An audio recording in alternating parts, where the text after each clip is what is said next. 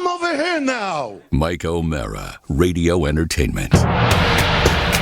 You can listen to The Mike O'Mara Show at MikeO'MaraShow.com. Well, what have we here? It's a podcast. Fine. And what excitement we have today. It's The Mike O'Mara Show with Mike O'Mara and Rob Spiewak. Now, here's Mike.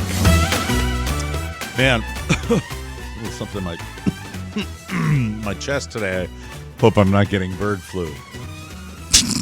I hope so too, Mike. I know you do. I appreciate that. No one wants the bird flu. Yeah. I can't wait till Josh comes down here and I have normal lighting. That'll be, but I'm such a dope. Mike, Hi. if you do have bird flu, make sure you send out a tweet. Right out of the gate, ladies and gentlemen. Now, I'm reading today about raw milk. So this bird flu was detected in dairy herds. Oh, welcome to the Mike O'Mara Show. Yeah, please. Thank I you. didn't say that. Where are my manners? Highly contagious bird flu detected in dairy herds in Texas and Kansas in March. It has since spread to farms in 9 states, according to the U.S. Department of Agriculture. In addition to Texas and Kansas, H5N1. That sounds sinister. Isn't that a combination of letters and numbers that sounds real evil? Doesn't it? You know what? I think we've had that in the news before. H5N1. H5N1. Sounds like I always it. thought it was H1N1. That's a different flu. That's a different flu. I think that's dog flu. It's been found in dairy cattle in Michigan, New Mexico, Idaho, Colorado, Ohio, North Carolina, and South Dakota. While the virus has not been detected in Pennsylvania dairy herds, the transmission from birds to cattle is causing concerns for Pennsylvania farmers. And apparently they are worried about people, and this is why I wanted to talk about this, who consume raw milk. Yeah. So, raw milk. What do you know about raw milk, Rob Spiewak? I believe here is my my dossier on raw milk. It is You're milk. a farmer. Well, yeah, but we were never dairy, and I never dealt with cows. Now, I have milked a cow, but we didn't have them like on our property. Did you not have even a cow at least? No, on not your even. farm? And you know what? Come to think on it, I don't even think that there was a cow in play when my mom was little. I think they were past cows at that point. So back in the day, though, way in the ancient history of the Spiewak clan? Well, no, this is actually the Stall Cup The clan. stall cups, I know. Yeah, so when like Big Daddy was little, they had the farm, and then there was cows and horses and chickens and all that stuff, and then eventually they Old go the Big horses. Daddy had a farm, E-I-E-I-O, and on his farm he had a cow, E-I-E-I-O, with a bird flew here and a bird flew there, here a hack, there a hack, everywhere a hack.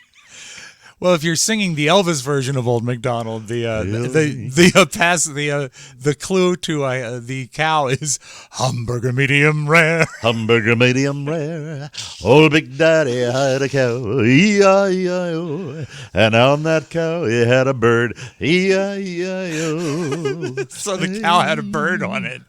Chicken fricassee. Old Mike O'Mara rode his car, E-I-E-I-O, and on his car he gave the bird, E-I-E-I-O, with a flip, flip here and a flip, flip there. Here a flip, there a flip, everywhere a flip, flip. Sorry. There were none cows. They did have horses, though, but they were mostly used for pulling the plows and stuff like that. Oh, this Charlie. is like this back is long- when you was the long time Hatfields, the ago. McCoys, and the Stall Cups. Yeah, and they were blowing stumps out of the ground with dynamite and shooting neighbors. But as far as raw milk, here's what I know, or I think I know. It is milk fresh from the teat that you can drink from the spigot. Like that you can eat. But it is not processed. It's I'd not try that. pasteurized. It is just pure milk that is unpasteurized and not, processed. And I also think raw milk is not legal in the United States. I don't think it's legal to have it. It's not legal in all the states. Okay. Is it legal in Mississippi? Huh? Is it legal in Mississippi? If I'm I not had sure. to guess a state, that would be the one. But and don't drink milk from the teat. I don't think it's hygienic. And if you've ever seen, I disagree. Really? I totally disagree. Tom Green did it. It was a big deal for him. Remember? I wrote this down. I said, everyone's a doctor, right? Right. Everyone's a doctor. The way I get it, though, is that infections were more common by drinking raw milk than they were when it started to be pasteurized. Of course. And isn't that a soft word? Isn't that like one of George Carlin's soft words? Pasteurized, where they basically, you boil, don't you? You bring it to a certain temperature to kill all bacteria. It was invented by Louis Pasteur. That's why it's named that. Oh, I thought it was, pasteurized was just a nice word. Well, then, is that any relation to pasture? No, because cows live in a pasture. No, Mike, I don't think so. Louis Pasteur Good evening, ladies and gentlemen, and welcome to Idiot Tuesday on the Mike O'Mara Show. Idiot Tuesday, where we talk about things we don't know about. What? He was a Frenchman. I gathered that, ass. I understand that. Well, you're the one that's asking if it has to do. You're asking if it has to do with a pasture. I didn't realize that was the connection of pasture and Pasteur. Was done like that. He used to work with. He worked with Harvey Milk, and they invented the process. He did not. Harvey Milk was much a later. gay activist in San Francisco. You're right. I'm sorry. I got my the wires mayor. crossed. Was he not the mayor of San Francisco? I know he was an activist. I don't know of his rank. Well, why don't you find that out? I shall find out what he did. You know, I will. I don't know. There was a movie about him. Milk. Yes, it was called Milk. That much we know. But raw milk is. Is bad to because you can get a disease. Yeah, I kind of equate the people that do raw milk are the people that eat like almond butter and bone marrow broth. No, I eat almond butter. That's you are insulting the people who consume almond butter that's perfectly good and perfectly healthy. And Harvey Milk was on the board of supervisors. He was not the mayor. Not the mayor, no. Okay, but. Just for those of you that are concerned, the transmission goes from birds to cattle, and I guess it's difficult with dairy farmers having this. And just for the raw milk people, if you even wanted raw milk, where would one go to get raw milk? You know what I mean? Would you just underhanded dairy farmer? You just go out to the dairy and say, "I want it fresh from the teat." Probably. I mean, but then if it's illegal, extra warm, body temperature, Mike, a cow's a mammal. The milk would come out at 98.6 degrees. There's a gross expression. Pasteurized, homogenized, green-wise. Do you have green-wise in the stores up there, or is that a Publix product? That's a Publix product. We have Lucerne. Green-wise, 2% low-fat milk that I probably why I gained a little weight. I had a bowl of cereal over the weekend. That's when you know that I'm flirting with getting my fat on, when I have a bowl of cereal. And the 2% was really just delicious. Yeah, really 2% doesn't cut it for me. The raw milk is more common outside of the United States. Josh, let's see you. Let's see the great and powerful Oz. There he is. Good morning, Josh. Hi, Josh. I have had raw milk. You have? But and overseas. and I've what had did it you in think of Zambia. It tastes like milk. You just boil it first. They boil it to get rid of all the. So you buy the raw stuff. milk and then you essentially pasteurize it yourself. I was in Africa, so it was you go out, you get the cow, Would put you do the a milk in a mission bucket. trip over there? Yeah, I went and helped some missionaries out there. That's kind of cool. Running a conference. I did a mission trip to Haiti one time for my friends Bill and Debbie down there, who are still dealing with the S show that is Haiti right now, which is, and I feel for them, and tomorrow, make a note, it's no longer HHA. I will get the information about that if you'd like great. to help Good them people. out, because they're wonderful, wonderful people, and he's a good friend who I've known for many, many, many moons. But so you've had raw milk, and any discernible difference between? Did you drink it cold or fresh from the teat? No. Well, that's what I was saying. The safe way to handle raw milk is you take it straight from the cow, you boil it, and then you chill it in the fridge. Oh, okay. So the boiling gets rid of all the bacteria. Now, question, because Mike also mentioned that his milk is homogenized, which means it's treated so it doesn't separate. Well, I don't know if I just knew that word. Because, so I was just trying to be smart. in days of old, you could skim the cream off the top. That's where the phrase comes from. And so by homogenizing it, the milk That's what I did doesn't when I separate. found you, Rob Spiewak. Don't be a jerk. I skimmed the cream off the top. That's right. That's a good. I'm no We're having expert fun, aren't we? I'm no expert on milk, but it did taste like a whole milk. It was Yeah. thick. Did it separate though? Was it, or did you have to I like don't- stir it? I don't Does know. it Other open people up did into that. a larger? He boiled it before it got a chance to separate. So the Right. cream boiled itself into the milk. I don't know if that's how you homogenize it. I I'd don't have to know look if I up- homogenized it, but pasteurizing it is boiling it, right? Yes. Yes. Do you know that for a fact? It's raising it to a certain temperature so that all bacteria is dead. Louis Pasteur. Yeah, I don't know the temperature though. But it would have to be pretty warm if it's coming out at 98. But there's a gross expression in the South, Mike, when it's a really gross hot day outside. They say, "Whoo, it's hot as warm milk, hot as fresh milk out there." Isn't that gross? Yeah. Oh, so it's almost hot when it comes yeah, out. they use it in the movie Psycho. Hot as fresh milk out there. Hot as fresh milk. That is kind of nasty. That is But it gross. doesn't stink because it's fresh. No, But it if you doesn't if you stink. take milk and You let know it what does sit- stink is the cow that you're getting it from. Not always. Yeah, my pretty grandfather much called always. that my grandfather called that a good healthy smell. When we go by the field with manure, I like the smell of cow manure. I do. I'm sorry. There we go. I do. Like if you're in a summertime, you go by a field. I hate cow poo. Is not bad to my olfactories. What about dogs? Dog?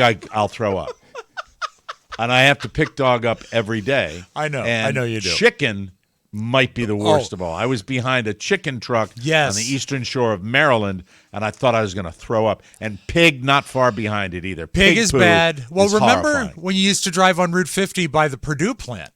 Yes. You'd smell it coming and you smell it leaving. Well, Ugh. there are chicken ranches all over the eastern shore of the great state and of Maryland. in Reno.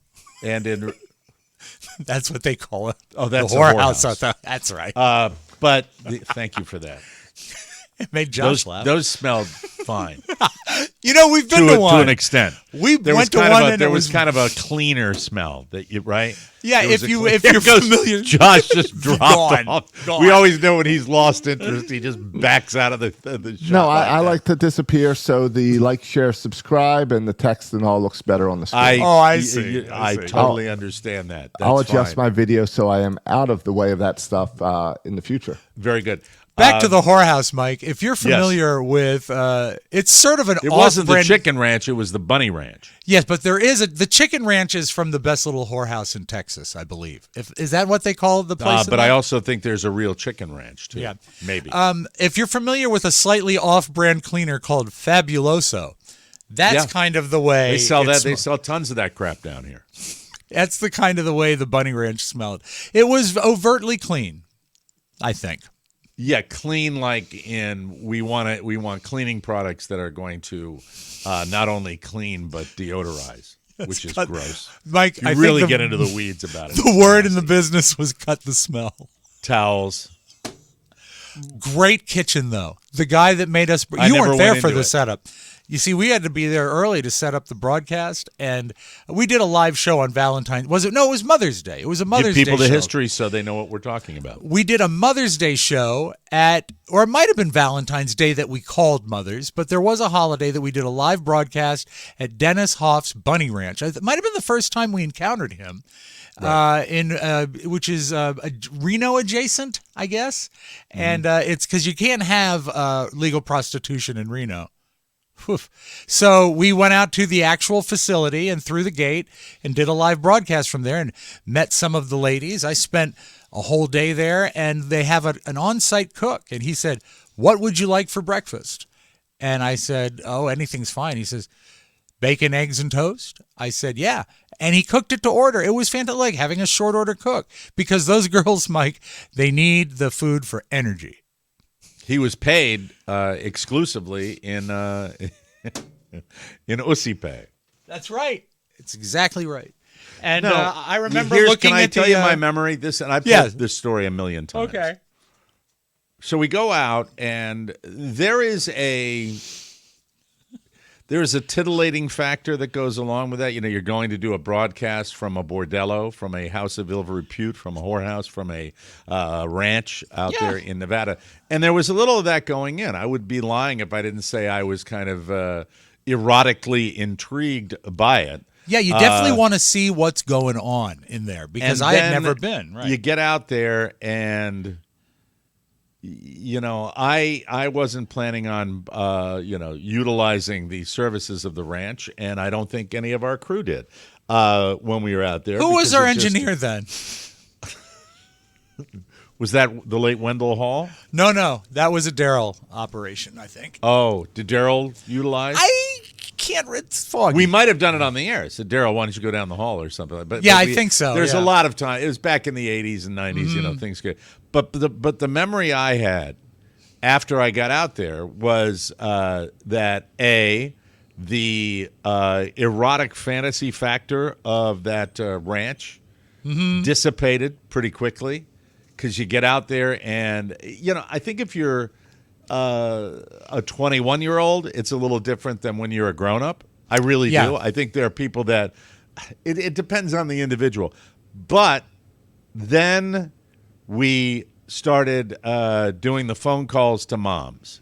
Yes. And it was a bit, it was a joke, and I'm really, really being honest here when I say pull back the curtain and say, as we did it, and I was a relatively young guy at that point. Yeah. I felt the same feeling I would get when I would walk into a restaurant and you would see somebody eating alone.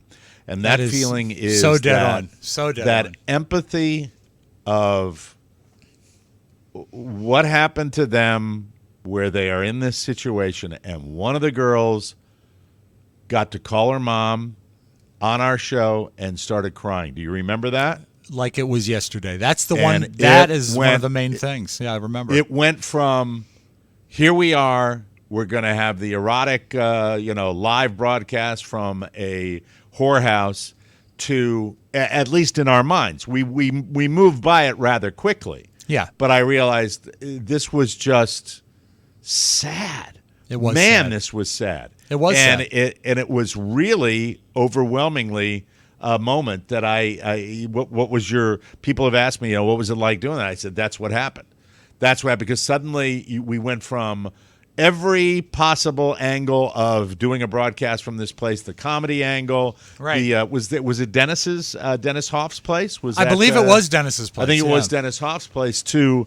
It just became the awareness that really you can't paint with broad strokes all the time, but there were a lot of people that were there for probably not the best reasons. And it was do you sad, remember, and maybe they weren't happy, all of them, for being in that situation because there's the stigma and the embarrassment and all that stuff for doing that for a living. Then we were given a tour, and I think it might have just been a mic check. I don't know that we actually toured the rooms on the air. We did, I think. Okay, because I remember seeing them. Yeah. But it was like a dorm in a trailer. Mike, that's what it was. Precisely what it was like. It was like a dorm setup. It couldn't have been any less elegant. It was so a room with a bed. That was off-putting to me too. It was so utilitarian. I don't know what I was hoping for. Now, or if you're expecting. loaded with alcohol and you're young, dumb, and you know what I mean, and sure. you get out there and or you're somebody that's lonely, and that's the only way. I get it. I totally understand it. I think that it would probably be. I've always believed this, that if it was more widespread, you'd probably have less people being, getting in trouble. And I agree. I've always been a believer. All sex is stigmatized. It's stigmatized in the United States, so it causes troubles. But that's what I came away thinking, and it went from me like, oh my God, I can't believe we're doing a show from this place, to okay, let's look at these women that are in this. But well, she's hot. She's hot. No, yeah. She's not. And then, the show begins, and the show was the show. It was weird. It was a weird Very vibe, strange. and not what caught me totally by surprise. And made me realize that sometimes that old empathy bug will jump up and bite you in the ass when you least expect it. You know what I mean? I do think that was And we used to, back in those days, the Don and Mike Show days, we did a lot of traveling and a lot of stunt shows like that. Right. And I think that was the most surprising and the most likely to just have been something we did not expect. I think men in general, when the little one is thinking for the big one, probably put a lot of that empathy stuff aside. Yeah. And don't clue in with it. Make no mistake that we were all in our periods of time where, we were vital and thinking and perhaps still are. But at that particular moment, the fact that we were outside observers and we were observing in our own way from afar put it in a different light. And it caught me by. I felt weird about it. I felt bad about it. I didn't like it. I didn't like it. I wanted to get the hell out of there. I really glad to put a button on that and get out of there. I really was. It was just, it didn't feel really, really, really cool. Now, but the bacon was good. Just so you know. I remember you were all about that. I remember I probably mocked you for that. I said, I'm sure you're you in did. this place and you're thinking about bacon. For the love of God. Mike, I was newly married. Bacon was all I was allowed to think of. Okay, that's yeah, and we were all in. I think I may have been in between or not. I have no idea. I know I didn't partake. Can we light up the tote board, please? Yes, I did not partake. No, none of us did. And then later on, people did. Right? Yeah. That night, some people went out there, and nobody really. And then we famously sent Wendell out. Or did we? Yeah. Or did we send Dennis Murphy? We sent Dennis out as well. Yeah. But I believe enjoy the legal prostitution of Nevada. I think the late Wendell Hall, who was a magnificent engineer and a good guy. The thing that upset me most is when we got him back from the place. He said, "You're going to gross me out." I remember he said something gross. No, right? This is not the gross thing. This is the upsetting thing. Okay. He said, I realized after the fact I had spent the entire evening with her that the one I chose looked a lot like Carrie Spiewak.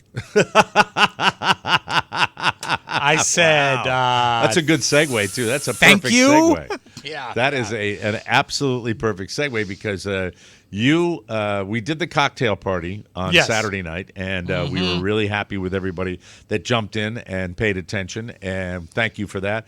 And the biggest surprise I had when we all connected on Saturday evening was you were there and your wife was not there. And when I asked you about it, you said kind of a last-minute thing that she had planned on it, and then when we went to bed Friday night before a Saturday broadcast, it was confirmed. And then you also said then for your Mother's Day that things did not go well on that. So we're talking about a Saturday and a Sunday. 1, 2, boom, boom, like that. Now, as far as the I understood because I asked you about it on the cocktail party show. She had was it a last minute work thing or a last minute work babysitting thing? But Carrie is not good at the word no. Sometimes she's great at no, but this at point she wasn't, and so she was not in the house to do it. And I texted her several times. I said, we've teased us that you're going to be there. I'm going to look like a dick because I promised you the listeners love you. You are great on these shows. She adds a lot of honesty to it, and she doesn't have a filter, which makes for interesting conversations. And I know the guy that she was babysitting for, and he's really low maintenance. I've babysat for this guy before. And I said, you could just guy, what is he, 20? He's 19. He's a special needs kid. He's a good kid. All right, yeah. I'm sorry. That's all right. I mean, it's fine. Right. His name is Max. He's a great guy. But he needs to have a grown-up around him. I understand. And so I said to Carrie, if you're just going to be with Max, it's not a really an intensive babysitting regimen. Why don't you bop in on your phone? Just say hi. I think a lot of people would love to see you. And when did this conversation happen? This was about 5 o'clock on couple hours before we did the show. Maybe even earlier than that, the afternoon. I get it. And she says, "No, I don't have any makeup on. I can't do it. I'm just busy working, and I can't do it." And I kind of told her on the text. I was as confrontational as I get. I said, you you can't say you're going to do something and then not do it, especially when it has to do with my job and our way, the way we make a living. I know that it's oftentimes easily to dismiss the job we do. It's you goofing off in the basement, but it is a real job, and it did buy this house, and I need you to take it seriously. And so with that, I went to bed and didn't talk to her until the morning, and got up, and it was Mother's Day, and I came down and I said, you know what, this needs to be addressed ultimately, but I'm not going to ruin her Mother's Day over it. I'm going to be a good guy. And I said, good morning, happy Mother's Day. And she said, happy Mother's Day. And Robert was up, and it was nice. All three of us were down there. And you were planning on doing like a whole landscape thing around your house. I'm getting into this. And so Okay. All right. I made them a breakfast. They were both delighted with it. She was absolutely happy. I said, what do you want for dinner? She says, the only thing I want. For breakfast, did you make whorehouse bacon and eggs? I did not make whorehouse bacon and eggs. I made a Mexican omelet, which was very well received. So It was taco meat and tomatoes and cheese and served with salsa. So anyway, she was delighted with that. She did have a easy babysitting gig that day. I don't know why I played that. You would like it. It was fine. Mexican omelet time.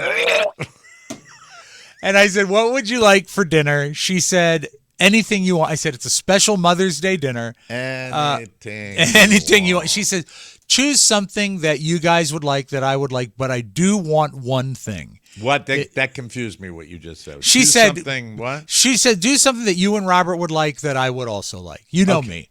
But the one thing she doesn't want to specifically... think. Carla's like that sometimes. She doesn't want to make the decision. You handle it. That's the part of the gift that she gets. Part of the gift. So the only thing she requested by name is she wanted me to make a homemade banana pudding for her for Mother's Day. Now, this is not a back-breaking dish. Why would you say that about banana pudding? Fun. It's just there, and I'm playing it. I don't know. But there's several aspects to it. You have to do something I hate, which is tempering custard. Don't like doing that. You have to make Old meringue. MacDonald had a nana, pudding time for me. I made my famous, it was delicious, my raw milk banana pudding.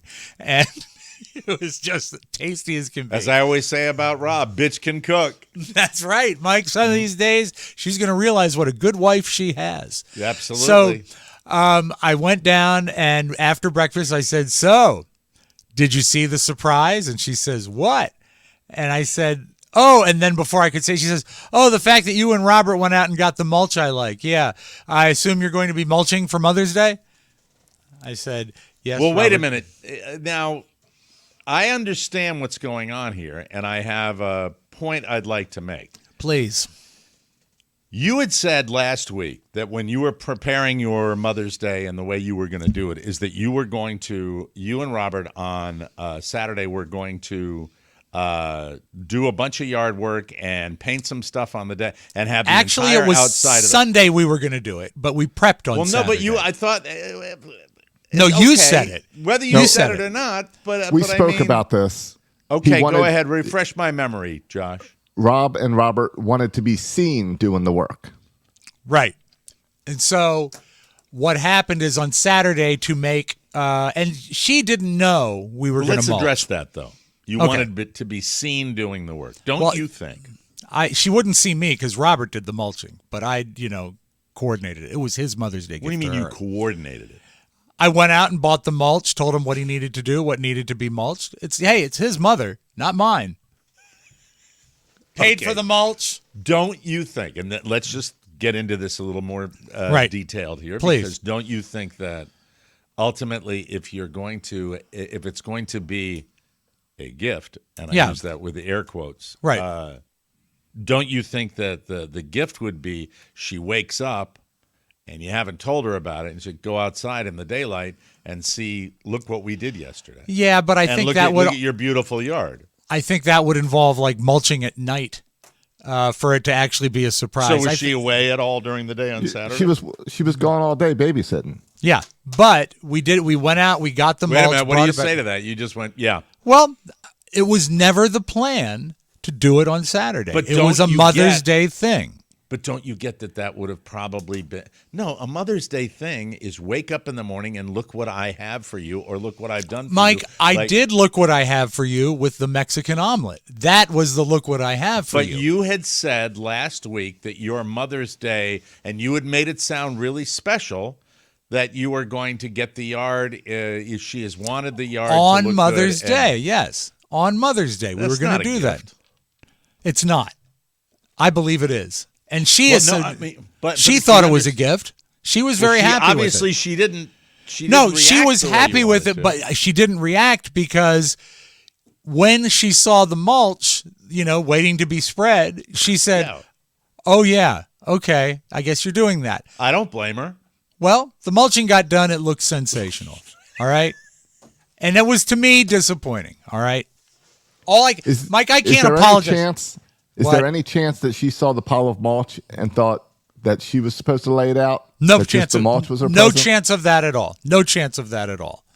So, all of this is going to, and understand, Mike, I understand that I am selfish. I have gotten to a point in my advanced age where when I give a gift, it's really not about getting gifts. It's about seeing people light up when I give a gift. And so I also said, you know what? We're going to sand those chairs down and get them sealed. And I want you to see something. Now, the thing that leads up to this. Once again, an activity should have happened on Saturday. I agree, Mike. You're so right, as always. No, I'm not trying. No, why do you disagree with that? Because Then the she fact says, that "Look it's at the getting chairs. done. Look at these chairs." And she walks out on Mother's Day and go, "Oh, I'll be able to sit and have my coffee in these brand new finished chairs." Mike, that I the have. very fact that it happened is I the didn't. gift. I'm not anybody to talk. I didn't do dick on Mother's Day because she got a puppy last week on her own. That's true. So you she could have said, gotten "You her don't a have to- trophy. Best mom ever. You don't have to. She said, "Don't worry about doing anything for Mother's Day. I have my gift for Mother's Day is this wonderful." Did you puppy get her a dog." card at least? Nope. Wow, No. you fell into that? Bupkis. Bupkis. No, she didn't care. She was. I mean, So the she joy, says. the joy of the dog.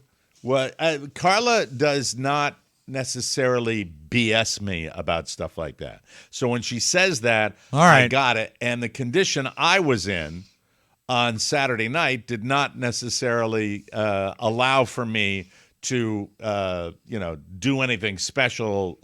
But at the same time, I ended up making a beef dish all day, a 3-4 hour dish that I prepped and cooked for her. Was it your That bourguignon? was it. No, but it was close to it. It was Okay. another beef thing. Same thing All right. that I made the last time. So the other thing leading up to this was the lights that I had put under our deck. If you just to understand how my house is, it's a narrow townhouse, right? And then there's a deck at the back off the main level, and then at the basement level, there's a patio under the deck. So And razor wire. and of course razor wire and landmines. So just stay off the grass, please. Oh, I have to play it for me too if I said that. Yeah, I made a lovely beef dish that was enjoyed by the family. So weeks ago, and Mike, this will actually count as a Mother's Day gift on your chart. I hung these lights, these little lights, like I don't know, the size of a golf ball. And there's strings of them, and I lined the underside of the deck with them, lovely draped. I had to run When wires, did you turn them hide on? wires. Did you turn them on Mother's Day? Wait. Because otherwise it's not a Mother's Day gift. I understand, Mike. But weeks ago, at least 2 weeks ago, I had checked them for bulbs. I bought replacement bulbs. I hung them with wire hangers. I hid Probably wires. more like a Cinco de Mayo gift then. I ranged. Well, Mike, we don't observe. Not anymore. I'm sober now. So Can we cut all to of the this, chase here? 'Cause yes. your word Well, salad me a you little keep interrupting. bit. So you didn't like stay the out of the reaction way. she gave you. She didn't like the reaction. The thing I had You had didn't these like up her for reaction. 2 weeks, and these are up hidden, up in the sky, under the deck. And so if you're not looking for them, you might not see them if they're not on, right? Especially if I've hidden all the wires. Okay. So I said, after breakfast, come down. I want to show you your other Mother's Day gift. And I went down and opened the door and I installed a switch for these lights isolated switch, and I clicked them on. We have it so you don't even have to have the porch light on. You can just have the lights on, and they lit up. And she says, "Oh, yeah, I saw those a couple weeks ago." I said, "Why didn't you say anything?" She says, "Well, I assumed it was for Mother's Day and you wanted to surprise me." And I said, okay, "Why so she knows would you wait 2 weeks and then tell me you already knew it? If you wanted to act surprised on Mother's Day. Yeah, Do but it." see, she's like Carla. She has that chip that doesn't allow her to BS. But still, if she BS'd for 2 weeks, why couldn't she act surprised on Mother's Day? Because that's what she was preserving. I would have been okay. Was there an attitude when she said that? No, That just generally. She says, "Oh, they look so pretty. It's so nice. I can't wait." But I knew about them. That wasn't satisfying for you. No, I wanted her to be. If I was operating under the impression it was going to be a surprise, I wanted it to be a surprise. How do you think she found out about it? She looked up, but she didn't say anything. She never said a word. I'm having trouble siding with you on this one. I don't care. I know, but I mean, you're angry, but you didn't spread the mulch out. You put the thing in the other thing in like a month ahead of time, and then it's like you don't expect her to go crazy. I think it's got to be. I'm just saying the day of. The breakfast is fine. Thank you, Mike. That was a 20-minute effort that was probably well. But I think she should have, if she was going to preserve the illusion of surprise, give me that 1 ounce of satisfaction.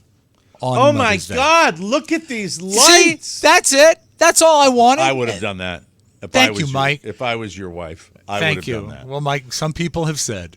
I'm more inclined to think if she didn't know, and you didn't think she'd know about the lights, that was a cool deal. And lights in my house, same thing. If I did a light feature outside, Carla would probably be pretty jacked up. But she knew that was happening. But right. what I'm more concerned about, who would get excited? Who would get excited about stinky, stanky bags of mulch out in front of the house? She loves it that it's spread morning? now. She loves it. She's delighted. All right. How long did you finish it that day? Did he finish it that day? He spread all the mulch we bought. We've got to do 8 more bags. You haven't finished the job.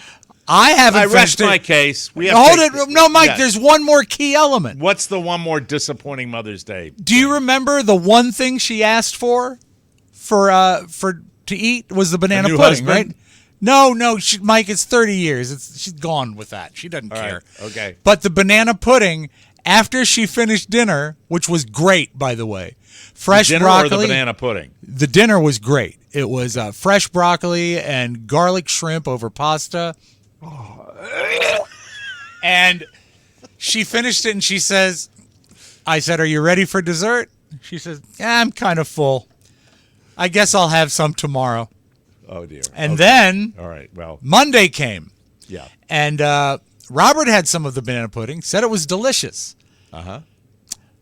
She got home a little too late to have dessert last night, so no dessert. So here it is, Tuesday after Mother's Day, and she still hasn't even tasted the thing I made. I'm so sorry. And Mike, I went full tilt. I even used a blowtorch on my meringue. That's fair. Way to go, Alton.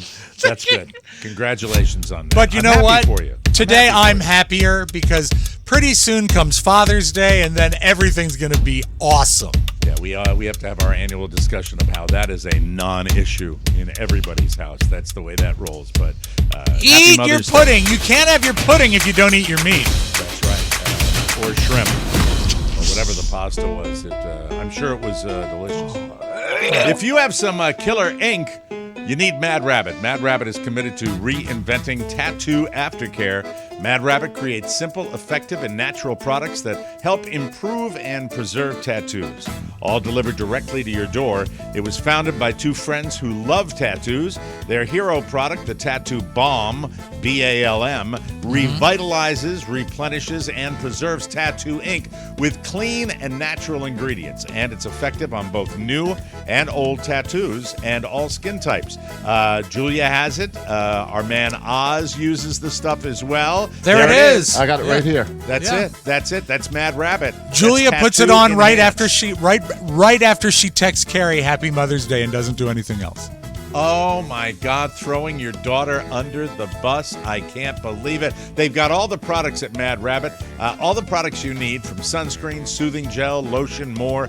Now is the time to try out Mad Rabbit. They preserved over 3 million tattoos, and they've got an exclusive offer just for our listeners. If you go to madrabbit.com/TMOS25 and use promo code TMOS25, you'll get 25% off. Pay attention. That's a different code, 25% off, when you head to madrabbit.com/TMOS25 and use our promo code TMOS25, Rob Spiewak. Look at the Kraken. He's covered in mulch. Unspread mulch. Bags of black mulch from your local Lowe's dealer. Happy Mother's Day. Have you noticed your favorite celebrities losing followers on social media? I don't pay attention to that. I don't follow thing. celebs, no. Well, it is possible that they have been targeted by the Blockout. What? It's a social media movement to punish celebrities who aren't using their influence to speak out about what's going on in Gaza. Okay. I'm smelling a rat on this. I do. I just All right, let's hear it. feel like Let's hear there's it. something hinky. Selena Gomez, Zendaya, Drake, Justin Bieber, the Kardashians, even Taylor Swift have been put on block lists that are circulating online. The movement was started by a TikTok user named Lady from the Outside. Like what, Russia? After seeing the decadence on That's display. Carrie. That's Carrie's handle. This was started after seeing the decadence on display at the Met Gala last week. Okay. She said, quote, "It's time for the people to conduct what I want to call a digital guillotine, a digitine, if you will. It's time to block all the celebrities, influencers, and wealthy socialites who are not using their resources to help those in dire need. We gave them their platforms. It's time to take it back. Take our views away, our likes, our comments, our money."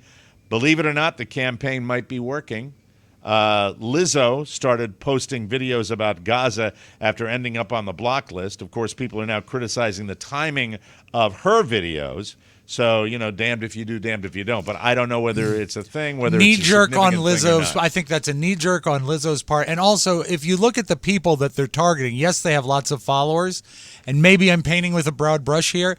But do you think Justin Bieber's followers are really the people that are going to make a difference in that situation? I don't think they're following it. The entire movement about what's happening with Israel and Gaza has been a surprise to me, but because it skews younger than me, and because I think that I am more aware of the history and what's happened to the Jewish people, I have a different perspective on it, although I do not approve of all the crap that's going on in Gaza. They have gone too far. Most reasonable people would tell you they've gone too far.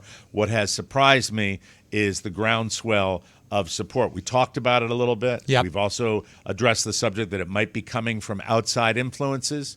You never know. I think oftentimes but it is. I just- think I don't. I go back to the original catalyst for all this crap, which was a massacre that happened in Israel when people just came over the borders and were Right. killing women and children. But now, with the attack on Gaza, they're killing women and children as well. It's gone on and on and on and on. You have a very warlike cabinet and president and prime minister in Israel. So I understand from all sides. What surprises me is college graduations being canceled. This is the thing police that really removing gets me. demonstrators. Yeah. I'm surprised at that. I really Well, am. if not for free speech, we would not have a job. So I'm a supporter of free speech. But Right. I think free speech does have its limitations. And when your demonstrations are significantly changing what is due as far as privacy or safety for others around you, then if you're a Jewish kid on campus and you're feeling like your safety is compromised, that's a problem. That's a big really problem. big And the fact That- that they think that the way to to improve the situation is to get a graduation shut down, that's not cool. It's so bad. These poor kids. The thing that I get back to is that I get the reason people would be passionate about I do what's too. going on over there. I think it's horrible that women and children are being killed over there over this. I think that, when you talk about the balance of what happened in Israel to what's happened in Gaza, I think, it's certainly gone beyond what a lot of people thought was going to happen. Yeah. But at the same time, the idea that on college campuses, where I really, for the longest period of time, I've thought there's been a level of empathy that this is the hill people are dying on. It still surprises me. I haven't researched enough. We'll have to wait to see what's happening. Let's talk to something that's right in my wheelhouse. That's Thank Judge you, Mike. Judy. Finally. Judge Judy Scheindlin, Naples resident, lives right down the road. No down kidding. here. You should send her a muffin basket. I should. She is suing the National Enquirer and In Touch Weekly for defamation, and she wants them to pay big time. Both publications ran a story claiming that Judy was trying to get a retrial for the Menendez brothers, who are both in prison for murdering their parents. 35 years ago. Yeah, long time ago. Judy says there's absolutely no truth to it. Here's her quote: "When you fabricate stories about me in order to make money for yourselves with no regard for the truth or the reputation I've spent a lifetime cultivating, it's going to cost you. Don't pee on my leg and tell me that it's raining. Come on." You know what? I'm shocked those rags are still in business, even in an internet format. I was at the grocery store with Robert, and I mentioned something, and I mentioned the tabloids. He says, "What's a tabloid?" I mean, they just aren't in the public's vision anymore. We used to subscribe to all of them. Judy goes on to say, when you've done it multiple times, it's unconscionable and will be expensive. It has to be expensive so that you will stop. No word exactly on how much she is suing for. We will have to wait and see about that. But you're right. It was 35 years ago. She's trying. As I said, this came across my desk today, so I have no idea. I don't know. Judy. Judge Judy Scheindlin, ladies and gentlemen. Fans of The Office have been wondering if any of the characters will make an appearance on the upcoming spin-off series. Sadly, you can count Michael Scott out. Steve Carell says since the show is a new thing, he doesn't see a reason for Michael to show up. He's excited to support and watch it, though. With TV, Mike, he'll show up as soon as the ratings are low, and as soon as it's or if it's a big hit. And you might do that too. Going. Yeah. Here's the quote. "It sounds like a great conceit. I love the idea. I worked with Domhnall Gleeson, who is one of the leads. I did the 2022 series The Patient with him, and he's an excellent actor and a super nice guy, so I think it'll be great. The spinoff will be a mockumentary about a Midwestern newspaper." For whatever reason, that slug line for it, a Midwestern newspaper, it leaves me a little cold. I mean, newspaper. A lot of the Midwestern jokes have been used up in 8 seasons of Parks and Rec. Yep. Another thing from their company. So we'll see what happens. Show doesn't have a title even yet, but it does have a title. They named it. They named it Raw Milk. Raw Milk. Yes, sir. Oh, I get to do it again. Sorry. Where's my wretch? Get me my wretch, please. Thank you. I don't know why I'm addicted to that sound today. Let's move on, please. Fashion is a roller coaster, and you can tell how old someone is by looking to see where they hopped off. You hopped off in what? When would you say you hopped off the fashion roller coaster? When was I ever on it? You probably never were. I never was. The latest buzz, and I don't like this buzz on social media, says that Gen Z has officially killed ankle socks. As a Floridian who plays golf, I am here to tell you the ankle socks are a staple. I have thousands of them. To prove it, one TikToker says you can go to the gym and you will see a ton of millennials wearing ankle socks, but no one wearing ankle socks under 30. The Gen Zers prefer crew socks, which I think it looks dorky when I see it. Like the old basketball socks? Like the old crew socks. They go up on the calf. Well, if I'm wearing long pants, I will wear compression socks, which go up higher. And short pants as well. And short pants as well, and short leather pants. But Gen Zers that's prefer horrible. crew socks, which go up a little further, mid-calf. And I use it almost as an identity badge for the nerds and the older golfers when they 100%, yeah. crew socks. And I'm trying to think now if I've seen anybody yet. Well, this is under 30. Yeah. So there are not a lot of those people out there anyway. And most of the, I got a beautiful I hate the picture look. in my head of Larry Bird with socks up to his knees with 2 thick green stripes on them. So keep your eyes peeled this summer when you see kids with shorts on if they're wearing the crew socks. But don't look I too wear the closely ankle. because you'll probably get a sign put in your yard.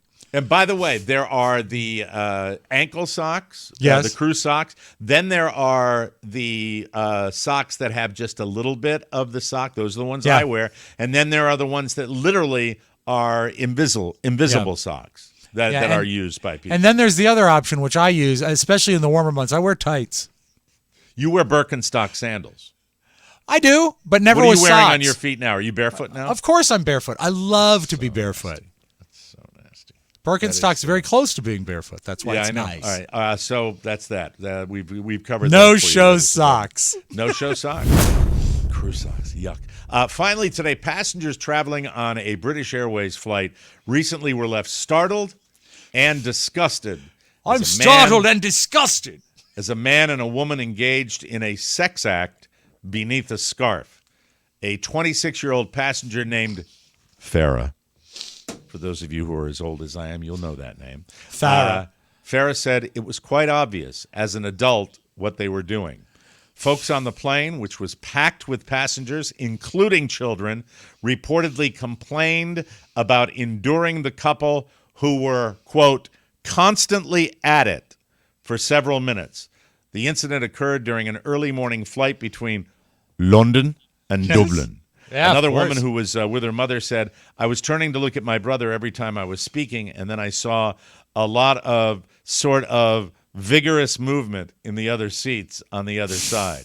Gross. British Airways spokesperson said, our cabin crew colleagues were not alerted to any issue on board. Now, here's the question I have for you.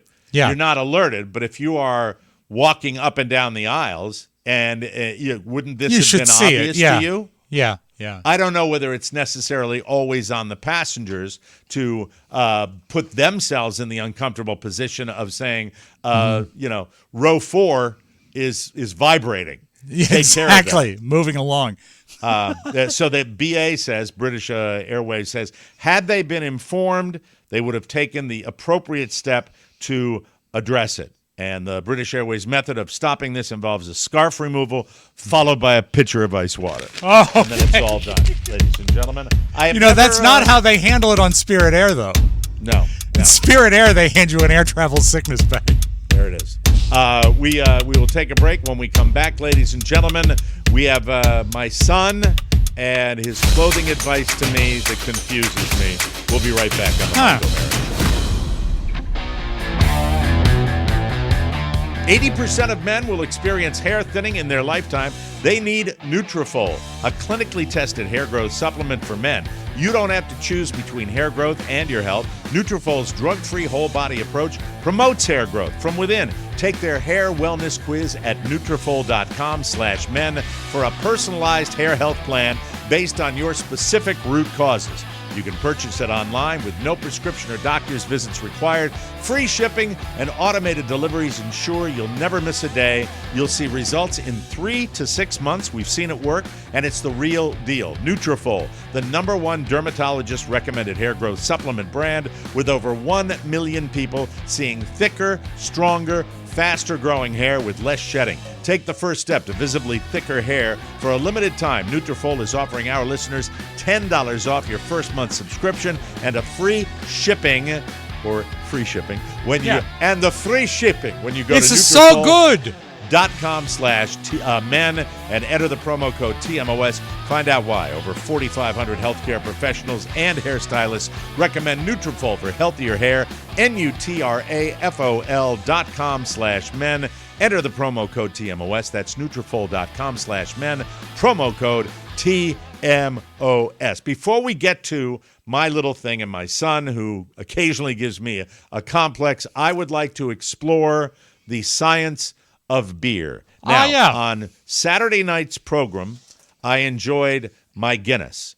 Then on Sunday, I made a Guinness stew, which used Guinness as the base. And so I'm a big consumer. I do that when I'm bowling right now. And I am fascinated anytime beer comes up because I'm back to, drinking stout, which is a form of beer. And you came in like a couple of days ago and said there's something about beer you wanted to talk about. Yeah. And I don't drink beer anymore, but I did You don't drink drink a lot. anything anymore except soda pop.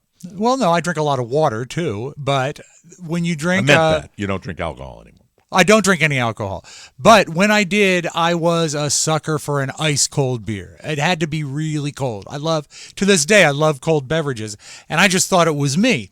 But it turns out that when beer is chilled to a certain temperature, the molecules actually shift in a different way to make it taste better. And with warm beer, you don't taste it as much. This is so neat.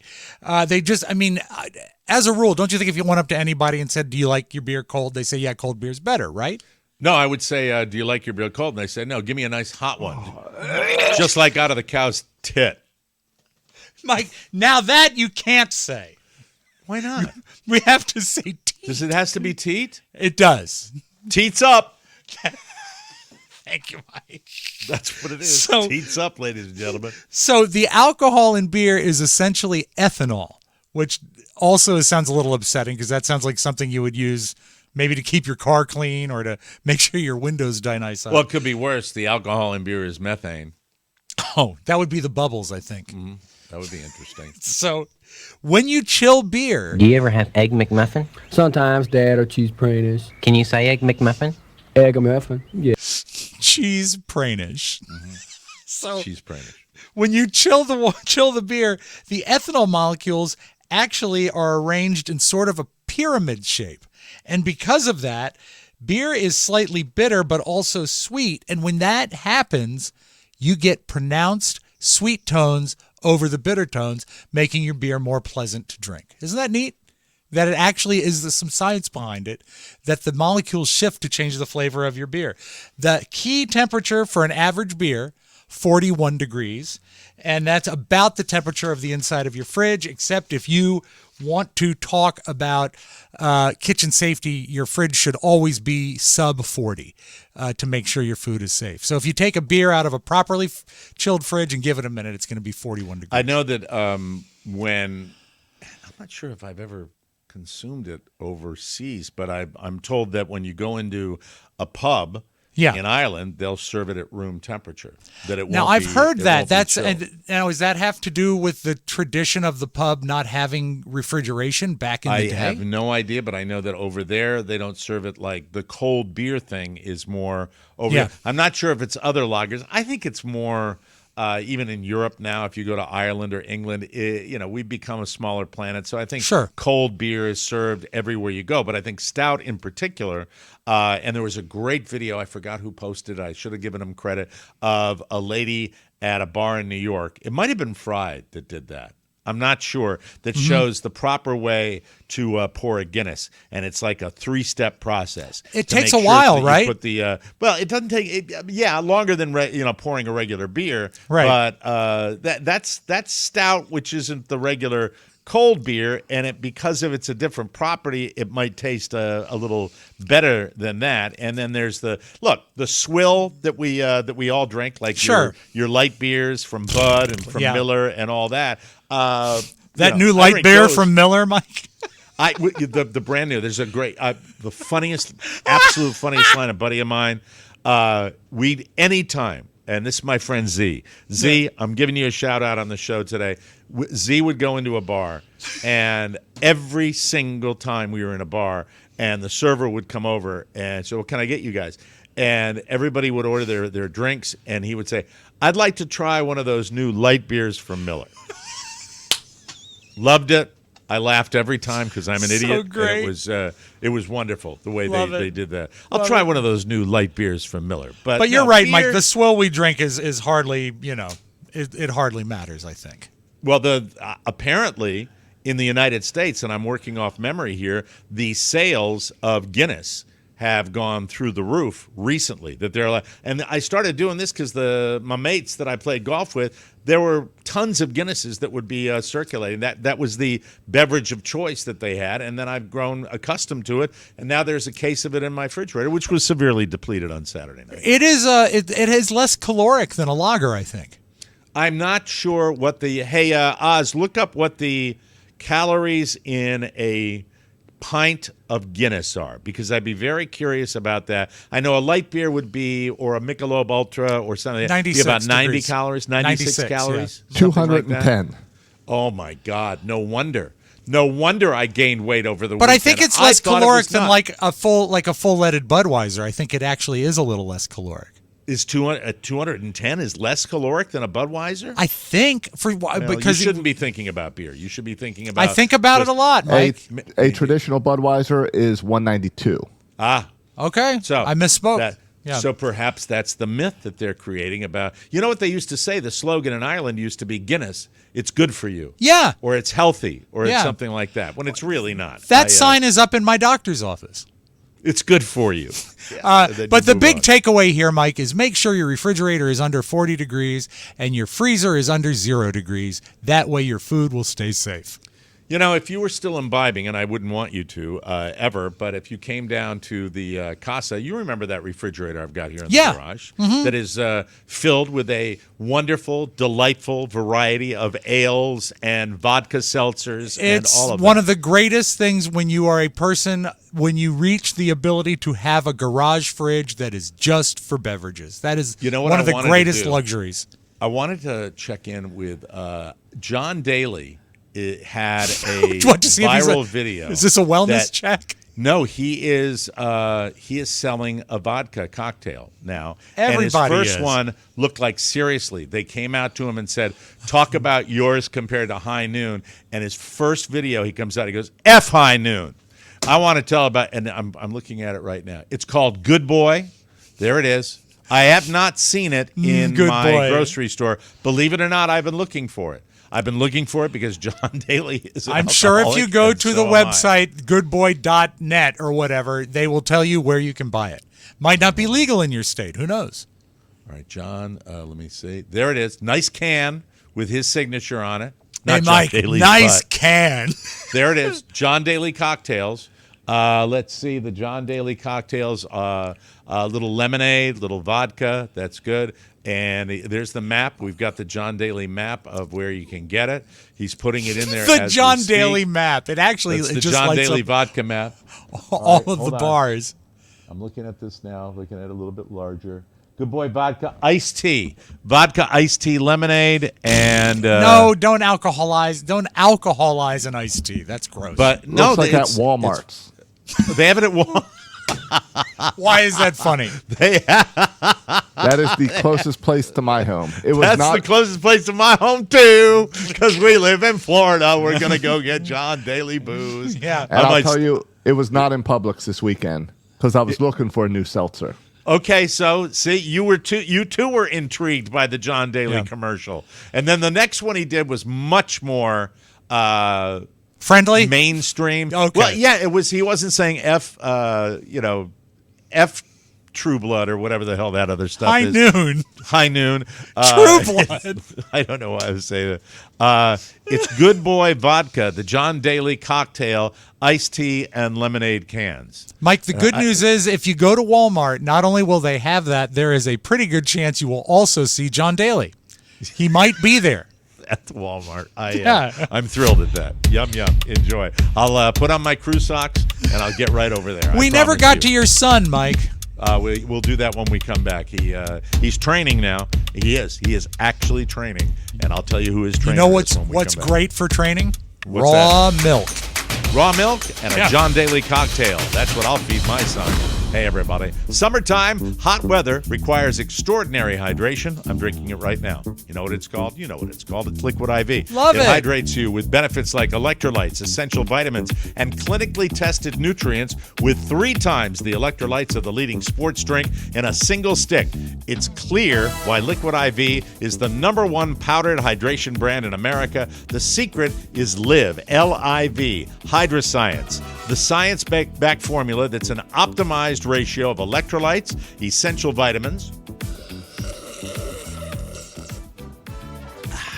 clinically tested nutrients to turn ordinary water into extraordinary hydration. Mike, for people that Yes. are just listening to the audio, they need to know that was not a sound effect. That was actually you drinking that. I did. It's a zero-sugar hydration solution with no artificial sweeteners, clinically tested to hydrate more than water alone, and I love it. Tear, pour, live more. One stick plus 16 ounces of water hydrates better than water alone. Turn your ordinary water into extraordinary hydration with Liquid IV. Get 20% off your first order of Liquid IV when you go to liquidiv.com and use the code TMOS at checkout. That's 20% off your first order. Shop Better Hydration today using promo code TMOS at liquidiv.com. I am thrilled at a new development that I've been noticing. Mrs. O'Mara is out in the backyard, 5:30, Monday through Friday, after my kid comes back from school, does his homework, hangs out on his computer a little bit, sometimes has his Spanish class. 3 times a week he has that. And she is in the backyard and has made it fun because he's going out there willingly, and she is training. They have like a 45-minute exercise situation out there, and they do it every day. Carla is an obsessive worker-outer. She works out all the time. Sometimes she goes to the gym. Sometimes she does it here, but she does it all the time. And he says to me over the weekend, Dad, I want to throw the football because you're going to notice that I'm throwing it better. And I'm talking about leg lifts and push-ups and everything. He throws it into my hands. He is snapping the ball in there. The strength increase is something to behold. I love that. I love that he's doing that. I think 10 is a great age to start on that journey. And watching him do this with her is just, it makes me feel good. And the kid likes sports, and he wants to stay in sports, so why not get a little leg up on the competition? That upper body strength will really benefit him in everything. Like, I mean, you need it to be a pallbearer. Thank you, Rob. I appreciate it. Why don't you go finish that mulch that you haven't finished yet? The incompleted mulching Mother's Day job. I did not say I would mulch. I said I would get it mulched, and I will. You never indicated until today that you had nothing to do with it. Did you load the mulch into the car? Or did they load it in for you? Yeah, I loaded it in. Did you unload it into your yard? Yes, I did, as a matter of fact. And then your son's going to do the spreading. Yeah, it's more than half done. Know that. We've done 12 bags. Well, he's Happy done 12 Mother's bags. Day. Getting back to what I was going to tell you about is that he says to me this Thursday, and thank God finally they do an afternoon event at the school and not at 8:30. Hey, that's when great, we're doing though. our work here. I'm very happy. They are going to honor the kids that were involved in the Character Council, and that was back at the beginning of the school year. I was telling you about that. And what character did he do again? Was it Arnold? He gets up there and he's actually doing a mean Christopher Walken. I say, I'll be damned if they're going to put me on Character Council. So the Character Council, primarily their responsibility is a couple of times during the week or a couple of times every 2 weeks, they will greet kids, the new kids, the other kids, and they'll open doors and they'll help the teachers out. And by and large, they have meetings to discuss what things can be done to improve the behavior modification at the school. I'm not articulating this very well. Are they still using the electrodes? Electroshock therapy. Is it? Bite down on the stick, Michael. Bite down on the stick. To be fair, they are extraordinarily well behaved. The character count. I'm such a dumbass. I should be a better father. No. What the Character Council does is they pry their eyes open, and they make them watch movies about students that properly. This is not a Clockwork Orange. And but then thank you for Michael's that reference job, to a 1960s movie. Michael's job is the eye drops. Watch a new movie. That's my advice to you. Yeah. This Okay, weekend, Hollywood, watch make a good movie. I'll watch it. So he's getting honored. When I say honored, they're going to acknowledge these kids on Thursday. It's 1:30 in the afternoon. Or is that the birthday thing? Oh no, it's another date that's down the road. He will be honored down there. This Thursday, Dad is responsible for going into school because for all the kids that have summer birthdays, they celebrate their birthdays in the school on a particular day. Perfect. Michael's is going to be May 16th. And so I have to bring in treats for all three classes. His actual birthday is June, right? July 19th. July 19th. I knew it was in the summer. Yeah. Mine is June. That's the beginning of birthday season. No, case you were wondering. birthday season still starts on March 8th. How dare March you? 8th. Very good. Josh, when's your birthday? January 26th. I'm sorry that it falls outside of birthday season and outside of the missed it. holidays. No so gifts it's for 1:30. you. I'm going, and then that's the character council, and then this Thursday I'm bringing in like 45 Krispy Kreme donuts for the kids because it's all fourth grade classes and some leftovers for the teachers. And I wrote this down. What he said to me today, he said, "Dad." When you and I immediately overreacted in the negative, as I'm prone to do. He said, when you show up, will you please dress like Dad? And I said, what do you mean?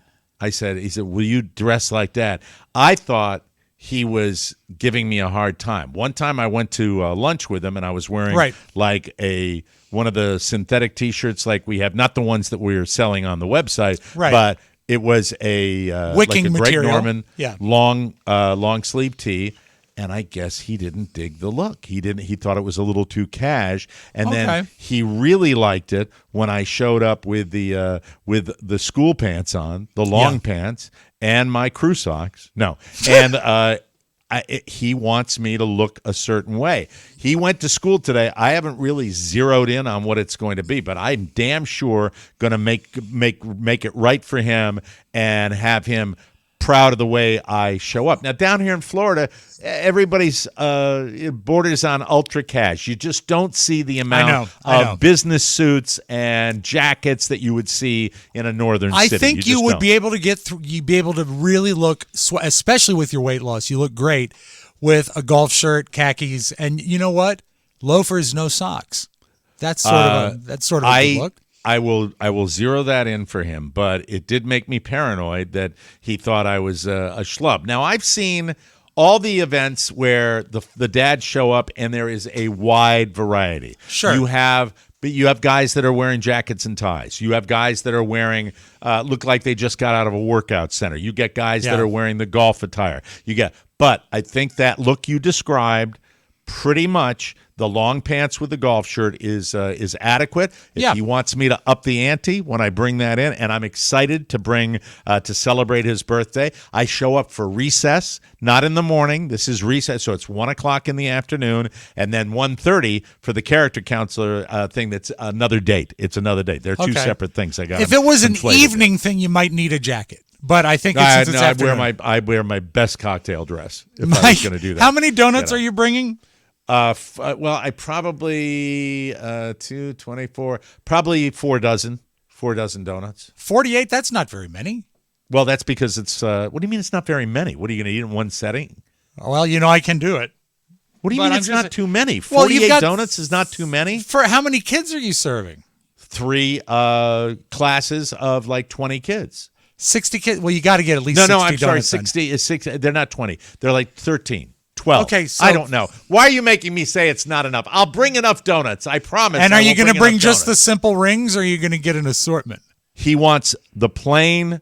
Do you call them simple rings? I mean, I was just trying to explain it in such a way. They're just the glazed standard, donuts. The Krispy Kreme donut. Yeah. The standard Krispy Kreme donuts. God, that's great. My family never brought me donuts. Okay, ever. Thank you. Maybe I should have tried harder to be in the character council. Well, God love him. He's a good little guy, and I will not be wearing crew socks. We will take a break, and we have the side coming up, and lots more fun and thrills. You are listening to the Mike O'Mara Show. Whoa, and I have a headache, ladies and gentlemen. No, you don't. You're fine. I do. I really do. I have an effing headache. All right, listen up, everybody. I want you to discover the transformative power of Derm Glow Skin for weight loss. Witness the results yourself. I've shed over 80 pounds, never felt better, except for the headache. DermGlowSkin.com streamlines the weight loss, ladies and gentlemen. They really do that for you. Simply take a quick quiz. They give you a quiz to see if you qualify. Consult with a doctor, and then have your weight loss medication delivered directly to you. No insurance needed. Once you begin, expect continuous medical support, clinically proven ingredients, and tailored care, all supplies included, so you can start immediately. Don't hesitate. Time to shave up to 26% of your body weight. I'm living proof that it works. Stop the food noise and reclaim your true self. Get excited and reach out to Carla for any inquiries. She's dedicated to assisting you. DermGlowSkin.com. Let's go. Julia.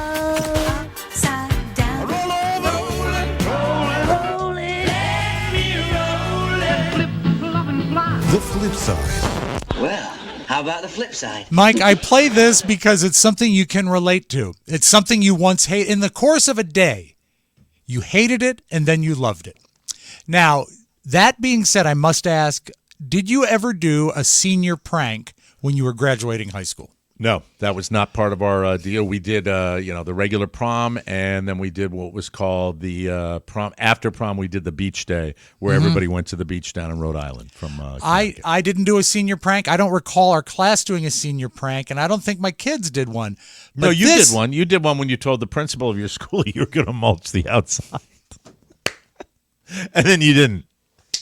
Ha ha! Joke's on him. But this is a great prank that you will like. Okay. Someone hired a bagpiper to follow the principal around school all day.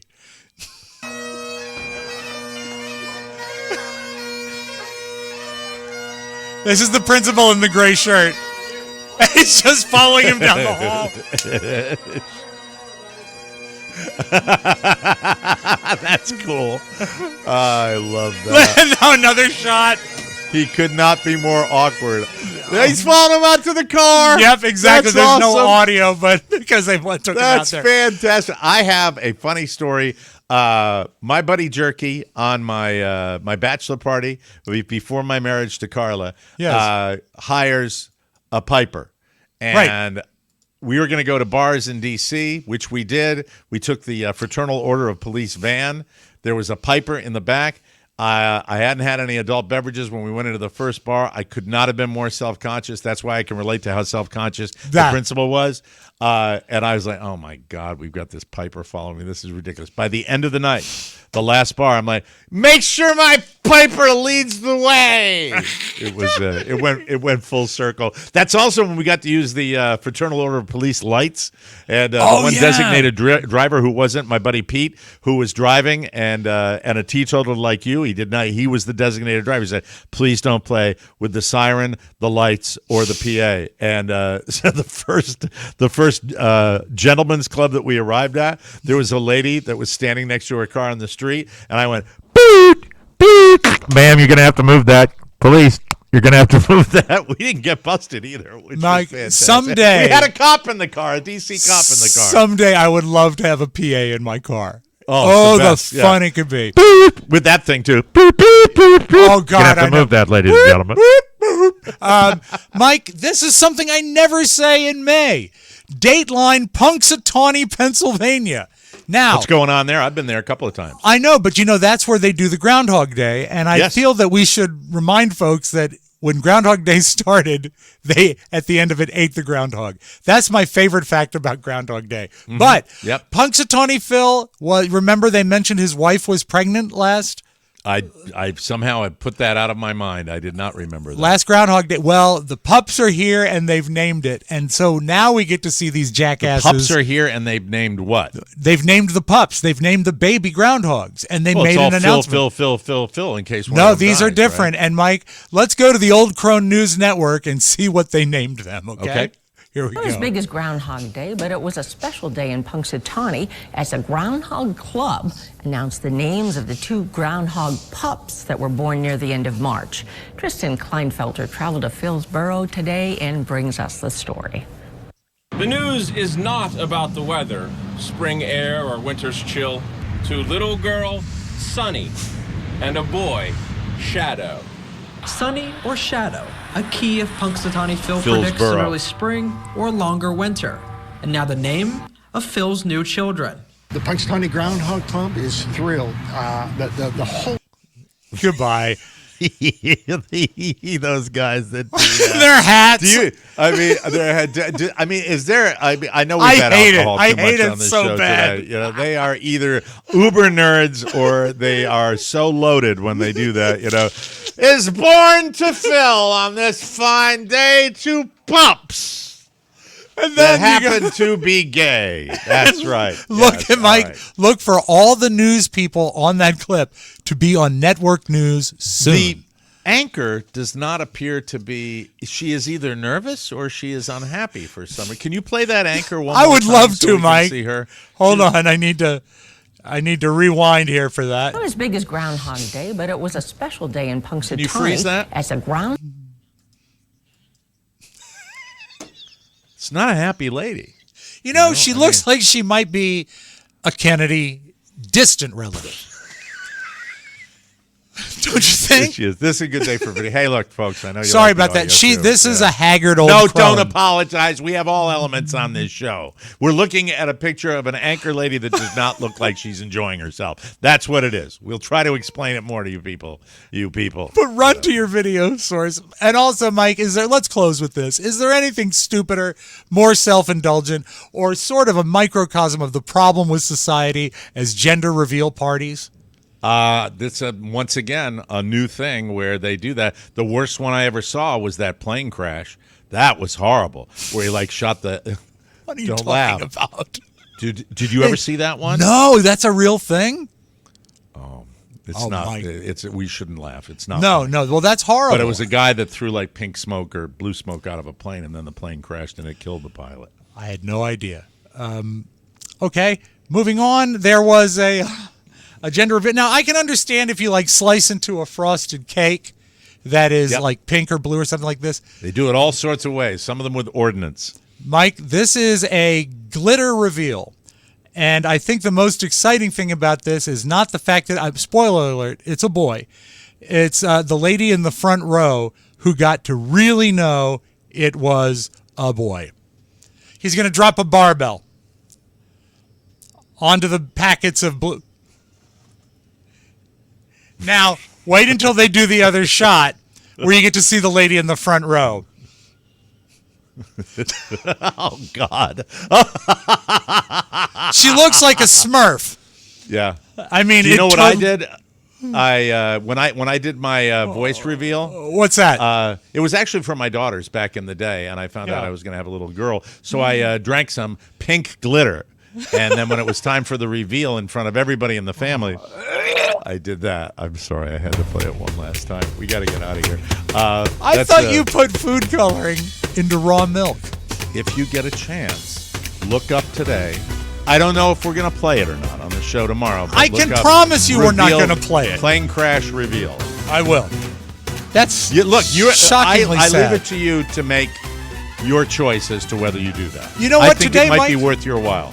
Looking at both of us today, we look like a gender reveal. Yes, you're in pink and I'm in blue. Yeah. No, this is actually purple. You must. This is a violet. Don't ruin it. Okay. We got to get out of here. We'll be back tomorrow with a brand new episode. Want to thank the great and powerful Oz, Josh Soroka, for Rob Spiewak, Mike O'Mara saying so long, everybody. See you tomorrow. Bye-bye. Want more? Make sure you check out the Mike O'Mara Bonus Show. Get it at MikeO'MaraShow.com. Mike O'Mara, Radio Entertainment. You